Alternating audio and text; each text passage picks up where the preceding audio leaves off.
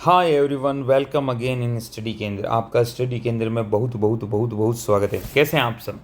उम्मीद कर रहा हूँ आप बहुत अच्छे होंगे। ठीक है, और आप क्लास 12th की अपनी प्रिपरेशन को ज़ोरदार बनाए रख रहे होंगे। हमने चैप्टर फर्स्ट स्टार्ट किया हुआ है। ये बोर्ड के हिसाब से टोटल सीरीज़ रहने वाली है, जिसमें आपको बहुत बहुत आनंद आने वाला है। हम डिटेल में पढ़ने वाले हैं। अभी लेक्चर की लाइन थोड़ी छोटी है, आगे जाके बड़ी हो जाएंगी और चीज़ें आपको देखने को मिलती रहेंगी। बस आप अपना साथ ऐसे ही बनाए रखना। यूट्यूब पे हो तो चैनल आप सब्सक्राइब कर लेना, वीडियो अच्छा लगे तो लाइक कर लेना, नए हो तो सब्सक्राइब कीजिएगा ताकि आपको नए क्लास के बारे में पता चले। और ऐसा आपको सब पता होता है, आइडिया आपको सब कुछ है साहब। ठीक है, और अगर मैं बात करूँ इंस्टाग्राम पे भी आप जुड़ सकते हो, है ना। स्टडी केंद्र सर्च करना है आपको, और वरना इंस्टाग्राम और की लिंक आपको कहाँ मिल जाएंगी? डिस्क्रिप्शन बॉक्स में मिल जाएंगे। चलो भैया स्टार्ट करते हैं कहानी। आज हम कुलाम के नियम का सदिश निरूपण पढ़ेंगे। लास्ट क्लास में हमने कुलाम का नियम पढ़ा था, आज उसका सदिश निरूपण हम करने जा रहे हैं। सदिश निरूपण का मतलब है वेक्टर फॉर्म, कि वेक्टर के रूप में कैसे लिखेंगे। तो देखो भैया, वेक्टर दिखाना है ना, तो कई चीज़ें आपको पहले दिखानी पड़ेंगी। क्या दिखाना पड़ेगा? आपको पोजीशन बतानी पड़ेगी। देखो, कुलाम का नियम तुम्हें बचपन से पता ही है। वैसे बचपन से क्या, अभी थोड़े दिन पहले कल ही लास्ट क्लास में आपने देखा था। क्या पढ़ा था भैया? कुलाम का नियम कहता है कि सर अगर दो चार्ज हैं, कौन से दो चार्ज हैं? Q1 है और ये क्या है? Q2 है। इनके बीच में अगर डिस्टेंस कितनी है साहब? R डिस्टेंस है। तो इनके बीच में फोर्स कितना लगता है बताओ? फोर्स लगता है कि Q1 Q2 upon R square. Force लगता है कि Q1 Q2 upon R square लगता है। अब अगर इसका मैं वेक्टर फॉर्म करने वाला हूँ सर, तो वेक्टर फॉर्म करने में क्या करना पड़ेगा? तो वेक्टर में आपको चाहिए, पहली बात तो Q1 Q2 का पोजीशन वेक्टर रखना पड़ता है। यहाँ पे ऐसे नहीं चलेगा, दो कहीं पे भी रख दिया, पोजीशन बताना पड़ता है। तो जैसे मान लो कि आपने यहाँ पे एक Q1 रख दिया और यहाँ पे Q2 रख दिया, तो सबसे पहले आप इनके पोजीशन वेक्टर डिफाइन करो। पोजीशन वेक्टर कैसे डिफाइन करेंगे? यहाँ से ले लो भैया, ओरिजिन बना रखा है हमने, ओरिजिन से ये इसका पोजीशन वेक्टर है ना, और इसका पोजीशन वेक्टर ये रहा, ये इसके पोजीशन वेक्टर हो गए। यहाँ तक कोई दिक्कत है तो बोलो, समझ में आ गया नहीं? इनके नाम भी दे देते हैं। ये Q1 है तो इसका पोजीशन वेक्टर क्या हो गया? ला दिया R1। इसका पोजीशन वेक्टर क्या हो गया? R2। अब इनके बीच में जो भी डिस्टेंस है वो डिस्टेंस पड़ी रहेंगी, अपन को उसी डिस्टेंस से कोई मतलब नहीं है ज़्यादा, मतलब वो तो R है ही।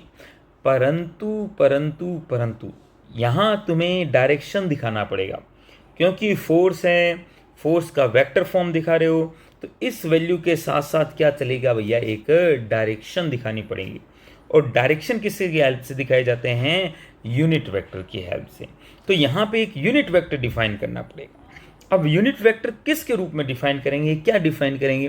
तो पहले वेक्टर को थोड़ा पढ़ लेते हैं ना। कई बच्चे R1 R12 R21 में बड़े कंफ्यूज रहते हैं, F12 F21 में बड़े कंफ्यूज रहते हैं। आज पहले वही कंफ्यूजन क्या करते हैं भैया? दूर करते हैं। ठीक है, तो पहले मैं स्वयं को थोड़ा हटा लेता हूँ ताकि आपको चीज़ों को और अच्छे से समझा पाऊंगा। ठीक है, ये हमने स्वयं को हटाया। अब बोर्ड को थोड़ा पीछे करते हैं, ध्यान से सुनना।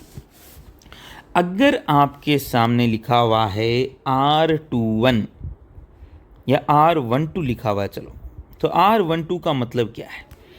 पोजीशन ऑफ वन, जो पहले लिखा होता है ना, पोजीशन ऑफ वन यानी पोजीशन ऑफ Q1। यहाँ पे चार्ज है तो Q1, और इसको आप देख रहे होते हो और ये यहाँ से आप देख रहे होते हो, तो position of Q1 with respect to Q2, यानी Q2 के सापेक्ष, Q2 के सापेक्ष Q1 की स्थिति, Q1 की स्थिति। R12 का मतलब क्या है? इसका तो आप इसको देख रहे हो, ये आपके लिए मेन है, पर देख कहाँ से रहे हो भैया? यहाँ से। बात खोपड़ में गया क्या? मतलब अगर मैं R12 को इधर शो करूं तो किसकी स्थिति देख रहे हो? वन की। तो पहले वन ना देखो, कहाँ से देख रहे हो ये मतलब है विथ रेस्पेक्ट टू टू। ये जो दूसरे नंबर है यहाँ से देखा जाता है, यहाँ से देखते हैं साहब। और कहाँ किसको देख रहे होते हैं? पहले वाले को देख रहे होते हैं।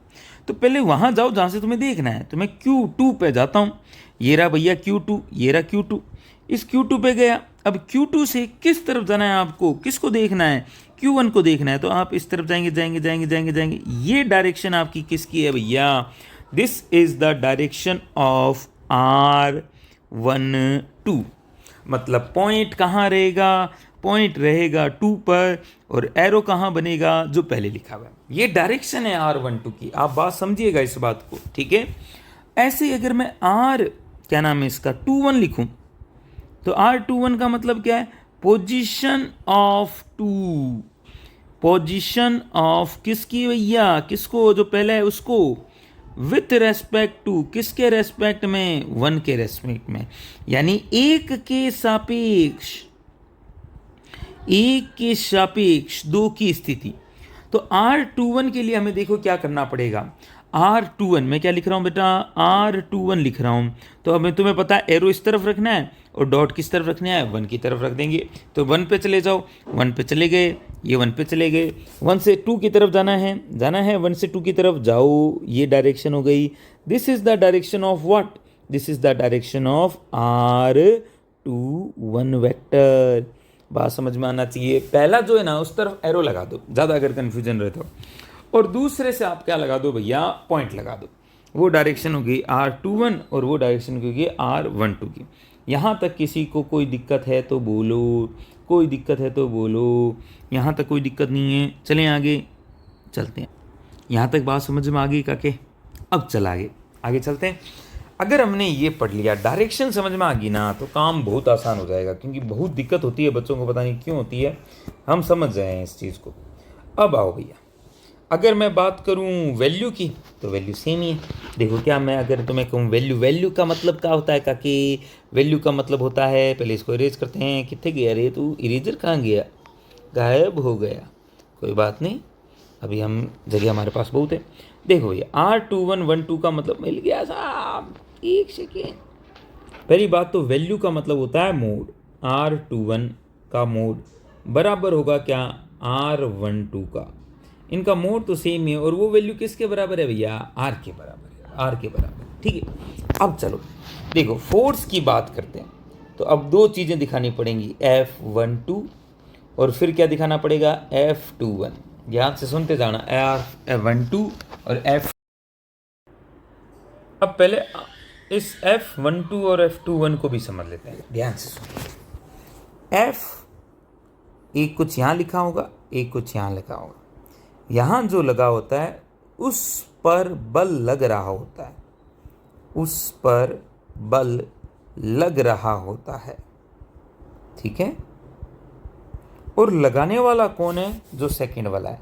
ये बल कौन कर रहा है, ये बल लगा रहा है, ये बल लगा रहा है। जैसे अगर F21 है तो मैं इसको लिखूंगा फोर्स ऑन Q1। किस पे फोर्स देखना है, Q1। कौन लगा रहा है, मतलब लगाने वाला कौन है, बाय Q2। लगाने वाला कौन है, 2, यानी Q1 पर Q2 द्वारा लगाया बल। बात समझ में आई, खोपड़ में गई, समझ में आ गई, कोई दिक्कत है तो बोलो, नहीं है तो कोई नहीं, आगे चलते हैं। तो कैसे लिखूंगा देखते हैं। दोनों एक बार पॉजिटिव चार्ज है, कुछ नहीं मान रहे तो दोनों पॉजिटिव चार्ज हैं। तो FQ12, अगर मैं पहले F12 की वैल्यू निकालना चाहूँ तो फॉर्मूला तो वही है, Q1 Q2 upon R²। R² है, ये R² लिख दिए। यहाँ तुम्हें एक यूनिट वेक्टर लगाना पड़ेगा। यूनिट वेक्टर केवल वो वेक्टर होते हैं जो केवल डायरेक्शन बताते हैं। तो डायरेक्शन बताने के लिए कौन सा वेक्टर यूज करूं, ये यूज करूं, ये यूज करूं कि ये यूज करूं। तो तू देख भैया इसका मतलब क्या है, force on 1 with respect to 2, यानी एक पर 2 किस तरफ फोर्स लगाएगा, तो भैया Q2 Q1 पर फोर्स लगाएगा, इस तरफ दूर भगाएगा इसको। क्या ये बात समझ में आ रही है भाई। देख F12 का मतलब क्या है, Q1 पर इस पे बल लगता है, इस पे बल किस तरफ लगेगा, इस तरफ लगेगा, इस तरफ डायरेक्शन किसकी है, R12 की है, बात खत्म। तो आगे यहाँ क्या लग जाएगा बता, R12 का यूनिट वेक्टर। यूनिट वेक्टर को हम कैसे दिखाते हैं, ऐसे एरो करके दिखाते हैं। बात खोपड़ में जा रही है कि नहीं जा रही है, समझ में आ रही है कि नहीं आ रही है, समझ में आ रही है, आगे चलो। अब इस R² को भी मैं थोड़ा इसके रूप में लिख देता हूँ। तो क्या मैं ऐसे लिख सकता हूँ क्या, K Q1 Q2 upon R का मतलब है मोड R12 का क्या लिख देता हूँ भैया, होल स्क्वायर, ठीक है। अब यूनिट वेक्टर को भी लिखने का एक तरीका होता है ना। यूनिट वेक्टर कैसे निकालते हैं, वो वेक्टर लिख दो और बटे में क्या लगा दो भैया, मोड लगा दो। क्या लगा दो, मोड लगा दो, लिख दिया। अब इसको ऐसा इसलिए लिखा था, इसको ऐसा इसलिए लिखा था कि सामने एक और आ गया, तो क्या मैं लिख दूंगा इसको KQ1 Q2 upon mode R12 का क्यूब R12 वेक्टर, है ना। ये बात है, ये फाइनल आंसर है किसका, F12 का। अब कुछ बुक्स में F12 की जगह यहाँ पे 21 लिखा हुआ है। कोई नहीं भैया, वो डिफाइन करने का तरीका है। वो 21 को ऐसे पढ़ते हैं विथ रिस्पेक्ट टू 1 2, उल्टा कर देते हैं। आप जो भी चीज़ लिख रहे हो उसको ऊपर डिफाइन कर दो, उसमें कोई दिक्कत वाली बात नहीं है। बात खोपड़ में चली गई। मैं इसलिए इसे लिख रहा हूँ क्योंकि ये है तो ये भी एक जैसा ही है, सेम से बात समझ में आ गई। सिमिलरली अगर मैं F21 निकालना चाहूँ तो फॉर्मूला ये तो यही है, KQ1 Q2 अपॉन R² तो सेम ही है। यहाँ यूनिट वेक्टर कैसे लिखूँ, तो मुझे अब तो समझ में आ रहा, R21 लिख दूँ। बात समझ में आई कि कैसे sir, force on 2 with respect to 1, यानी 2 पर फोर्स लगेगा 1 के द्वारा तो इस तरफ लगेगा। ये डायरेक्शन किसकी हो गई बताओ, F किस पे लग रहा है, 2 पे लग रहा है, कौन लगा रहा है 1। ये डायरेक्शन किसकी हो गई, 1 पे लग रहा है, कौन लगा रहा है 2 लगा रहा है। इस बात को जो बच्चा ढंग से समझ लेगा उसको कोई दिक्कत नहीं आने वाली है। चले आगे, इसकी डायरेक्शन देखो, क्या 2 1 जैसी नहीं है क्या, देखो ये एरो, ये एरो, ये रहा एरो, तो भैया इसके आगे यूनिट वेक्टर में क्या लिख दिया, R21। अब इसको ढंग से सॉल्व कर लूँगा तो KQ1 Q2 अपॉन में क्या आएगा बेटा, यहाँ आएगा R21। इसको सॉल्व करूँगा तो एक आ जाएगा क्यूब, और इधर क्या आ जाएगा भैया, R21 का वेक्टर। ये भाई साहब आ चुका है, ये भाई साहब क्या आ चुका है, ये आपके सामने वेक्टर फॉर्म आ गया है। मेरे हिसाब से अब आपको कोई दिक्कत नहीं रही होंगी। कोई दिक्कत है तो बोलो, बात समझ में आ गई। 1 नंबर में भी कई बार आ जाता है, कई बार 3 नंबर में आ जाए तो भी हम कर सकते हैं, कोई दिक्कत वाली बात नहीं है। अब R21 की वैल्यू क्या होगी या R12 की वैल्यू क्या होगी, तो ध्यान से सुनो भैया, समझते जाना भैया थोड़ा सा। देखो आपको पेपर में इतना लिख दोगे, बात बढ़िया है। अब मैं कुछ चीज़ें आपको थोड़ा और डिटेल में समझाने की कोशिश कर रहा हूँ। देखो ये रहा एरो बनाया हुआ, यहाँ तक कोई दिक्कत। ये कौन सा वेक्टर है बता, ये उधर बना लेते हैं, बड़ा बना लेते हैं। ये लो सा, ये वेक्टर है सर R1, ये वेक्टर है R2, ये रहा पॉइंट बना दिया, ये पॉइंट बना दिया। अगर मैं चलो R12 निकालने की कोशिश करता हूँ, R12 का मतलब है position of 1 with respect to 2, तो 2 से चालू करो, 2 से चालू करो और किस तरफ चले जाओ, 1 की तरफ। ये वेक्टर कौन सा हो गया, R12 वेक्टर। 1 पे एरो आ रहा है, 2 पे पॉइंट आ रहा है, समझ में आ गया। अब R12 को R1 और R2 के रूप में लिखने की कोशिश करो। आपको बचपन से याद है एक ट्राइंगल रूल होता था, अगर 2 वेक्टर है, मान लो एक वेक्टर ये रहा, एक वेक्टर ये रहा, तो आप पहले तो देखो ये दोनों वेक्टर हैं, इनका रिजल्टेंट कौन सा होता है, जो अपोजिट ऑर्डर में होता था वो इनका क्या होता था भैया, रिजल्टेंट होता था। ये दोनों सेम ऑर्डर में होने चाहिए। सेम ऑर्डर मतलब इसका हेड उसका टेल। तो देखो ये और ये दोनों तो सेम ऑर्डर में नहीं है, ये और ये ऑर्डर में नहीं है, ये वाला और ये वाला, ये दोनों क्या है भैया, सेम ऑर्डर में। यानी ये दोनों सेम ऑर्डर में, और इन दोनों का रिजल्टेंट कौन है बताओ, ये है। तो क्या मैं ये लिख सकता हूँ क्या, ध्यान से देखते जाना, मैं ऐसे लिख सकता हूँ क्या, हाँ थोड़ी सी जगह ले लूँ क्या, जगह लेने में क्या दिक्कत है, ऐसे कर लो सर, डिलीट कर दो, ये लो R1 वेक्टर ये रिजल्टेंट है, बराबर कौन है, R2 vector plus R12 vector. कोई दिक्कत है तो बोलो, कोई दिक्कत होनी नहीं चाहिए। तो ये इधर चला गया, तो R12 वेक्टर की वैल्यू कितनी आ गई बताओ, R1 ये उधर जाएगा तो क्या हो जाएगा, माइनस का R2। तो R12 वेक्टर का मतलब क्या होता है, R1 माइनस R2। वैसे लिख रहा होता है तो फिर उल्टी तरीके से एक और लिखते हैं ना, उसमें 2 1 -1 होता है। तो आपको ध्यान रखना है, ये माइनस ये करना है। जैसे अभी अगले वाला और एग्जाम्पल लेके समझाओ सर।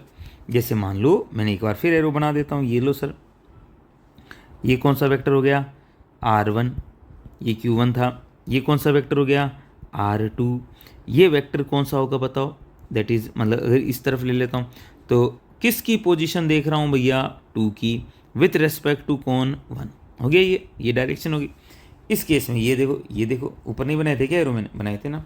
अब इसमें देखो क्या होगा सर, कौन दो एक ऑर्डर में है, ये दोनों एक ऑर्डर में है, एक ऑर्डर में है, तो इन दोनों का रिजल्टेंट कौन आएगा, ये तीसरा, यानी R2 वेक्टर बराबर कौन आएगा, R1 vector plus R21 vector. ये उधर चला गया तो R21 वेक्टर बराबर कितना आ गया बताओ, R2 माइनस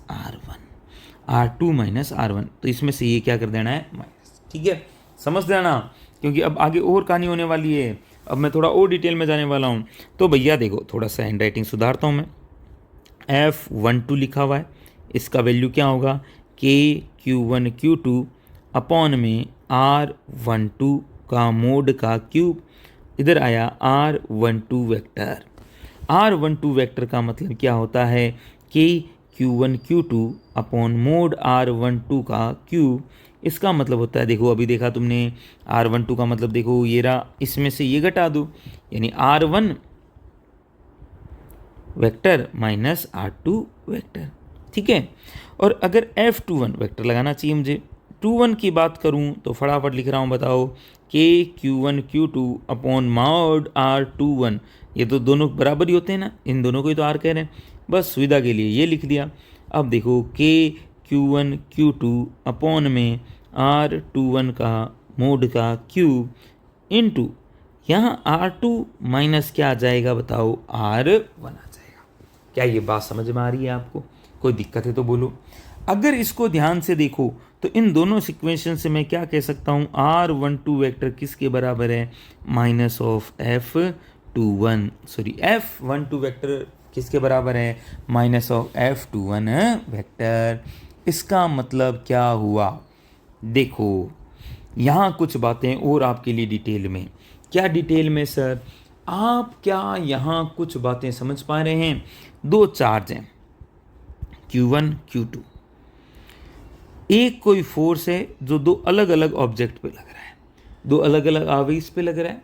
क्या ये दोनों को मिलाने वाली लाइन के अनुदिश लग रहा है, अलोंग टू लाइन लग रहा है। क्या यहाँ तक बात समझ में आ रही है। दो अलग अलग पे ये फोर्स लग रहे हैं। ठीक है, दोनों की वैल्यू क्या है बताओ, सेम। दोनों की वैल्यू क्या है, सेम। दोनों की डायरेक्शन देखो, दो ऑब्जेक्ट पे लग रहे हैं, दोनों की वैल्यू क्या है भैया, सेम। वैल्यू क्या है, सेम। डायरेक्शन क्या है दोस्तों, डायरेक्शन है अपोजिट। इसका मतलब ये तीनों कंडीशन फुलफिल हो रही है। अपोजिट क्यों कह रहा हूं, देखो ये रहा, दोनों की डायरेक्शन क्या है, अपोजिट। दोनों की वैल्यू क्या है, सेम है। दो अलग अलग ऑब्जेक्ट पे लग रहे हैं। ऐसा कोई भी ये तीन कंडीशन कोई भी फॉलो करे, उसे हम क्या कहते हैं, उसे हम एक्शन रिएक्शन फोर्स कहते हैं, क्रिया प्रतिक्रिया नियम कहते हैं। कई बार फिल इन द ब्लैंक्स में आ जाता है कूलॉम लो क्या शो करता है, तो ध्यान रखना कूलॉम लो एक्शन रिएक्शन की तरह काम कर रहा है। मतलब ये न्यूटन का तीसरे नियम की क्या कर रहा है भैया, पालना कर रहा है। वैसे हम आगे और चर्चा करेंगे इनके गुणों के बारे में, मैं आपको बताऊंगा डिटेल में, पर ध्यान रखना ये तीसरे नियम की क्या करता है, पालना करता है। दूसरा, ये एक सेंट्रल फोर्स है। चलो मैं प्रॉपर्टीज बता ही देता हूं आपको।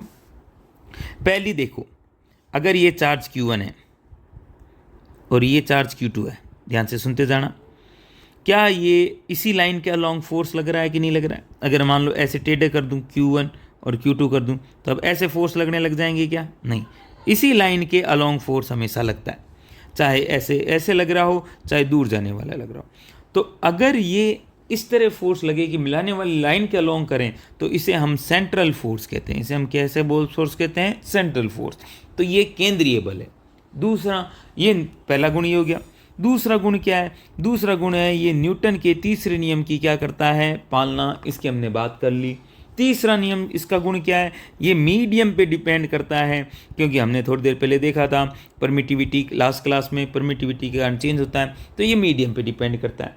और सबसे बड़ी बात, ये एक संरक्षी बल है, कंजर्वेटिव फोर्स है। ये कंजर्वेटिव फोर्स क्या होते हैं, जिनमें किया गया वर्क डन, जिनमें वर्क डन पाथ पे डिपेंड नहीं करता। इसमें किया गया कार्य पाथ पे डिपेंड नहीं करता है। बात समझ में आ गई? तो ये कुछ प्रॉपर्टीज़ थी। आज की क्लास हम इतनी छोटी सी रखेंगे, हाँ छोटी सी रखेंगे। धीरे धीरे हम लेक्चर के लेंथ को बढ़ाते जा रहे हैं। अगर वीडियो कैसा लगा, जैसा भी लगा, प्लीज़ आपसे रिक्वेस्ट है आप कमेंट में ज़रूर बताएं। अच्छा लगे तो लाइक करना, नए हो तो आप तो सब जानते हैं भैया, सब्सक्राइब कर लीजिएगा। ठीक है, thank you, tata bye bye, मिलते हैं नेक्स्ट क्लास में।